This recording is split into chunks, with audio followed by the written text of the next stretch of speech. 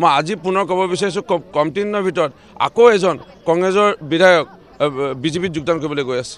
ৰাহুল গান্ধীৰ নেতৃত্বত কংগ্ৰেছ এখন ডুবন্ত নাও, কংগ্ৰেছ নিঃশেষ হৈ যাব। যদি আপোনালোকে চাই আপুনি যিটো কৈছে অসম বা উত্তৰ পূৰ্বাঞ্চলৰ কংগ্ৰেছীসকলে বহু আশাবাদী।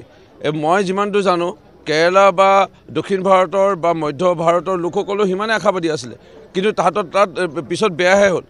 ৰাহুল গান্ধী অহাৰ পিছত তেওঁলোকৰ তাত বেয়া হ'ল, ছত্তীশগড়ত বেয়া হ'ল, মধ্যপ্ৰদেশত বেয়া হ'ল, ৰাজস্থানত বেয়া হ'ল, ক'ৰবাত তেলেংগানাত ভোটৰ মাৰ্জিন যদি চোৱা যায় যিমান তেওঁলোকে পাব লাগিছিলে ক'ৰবাত তেওঁলোকে আৰু আশা কৰাতে তেওঁলোকে পোৱা নাই, ক'ৰবাত বেয়াহে হ'ল। সেইকাৰণে ৰাহুল গান্ধী মই আগতো কৈ আহিছিলোঁ, আকৌ আজি ক'ব বিচাৰিছোঁ, ৰাহুল গান্ধীৰ নেতৃত্বত কংগ্ৰেছ এখন ডুবন্ত নাও, কংগ্ৰেছ নিঃশেষ হৈ যাব। আজি এই প্ৰমাণ ইতিমধ্যে কংগ্ৰেছৰ যিটো স্থিতি আছিলে সমগ্ৰ ভাৰতবৰ্ষত আজি নোহোৱা হৈ পৰিছে, অসম তথা উত্তৰ পূৰ্বাঞ্চলত নোহোৱা হৈ পৰিছে। ৰাহুল গান্ধী অহাৰ পিছত অকণমান যি আছিলে কংগ্ৰেছৰ সেয়াও নিঃশেষ হ'ব, সেয়া নিশ্চিত।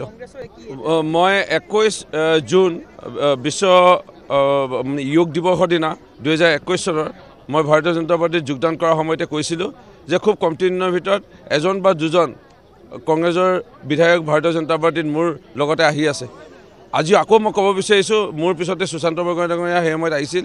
এতিয়া মই আকৌ ক'ব বিচাৰিছোঁ, এই বাগা কংগ্ৰেছৰ নেতাসকল আৰু যিসকল সমাজৰ লগত জড়িত থাকে তেওঁলোক ইতিমধ্যে কংগ্ৰেছ ত্যাগ কৰি অন্য দলত যোগদান কৰিবলৈ গৈ আছে, বিজেপি দলতো যোগদান কৰিবলৈ গৈ আছে। মই আজি পুনৰ ক'ব বিচাৰিছোঁ কমটি দিনৰ ভিতৰত আকৌ এজন কংগ্ৰেছৰ বিধায়ক বিজেপিত যোগদান কৰিবলৈ গৈ আছে।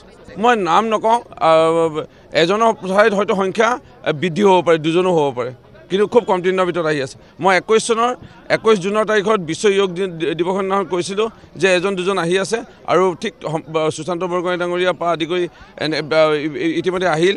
এতিয়াও মই কৈছোঁ এজন বা দুজন কংগ্ৰেছৰ বিধায়ক খুব কমটি দিনৰ ভিতৰত আহি আছে।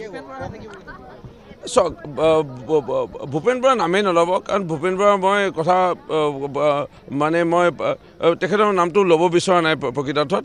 আৰু এতিয়া কংগ্ৰেছৰ কথা আমি ইমান ক'ব বিচৰা নাই।